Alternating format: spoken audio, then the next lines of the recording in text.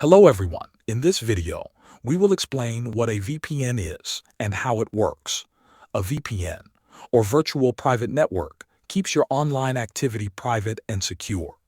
It works by creating a protected encrypted connection between your device and the website or app you use. This means your real location and data are hidden from others. Let's see how it works. First, open your web browser or app store.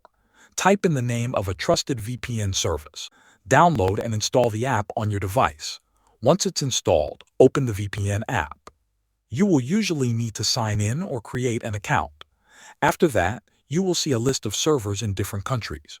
Choose a server location. Then, tap the Connect button. When the VPN is on, all your internet traffic goes through a secure tunnel.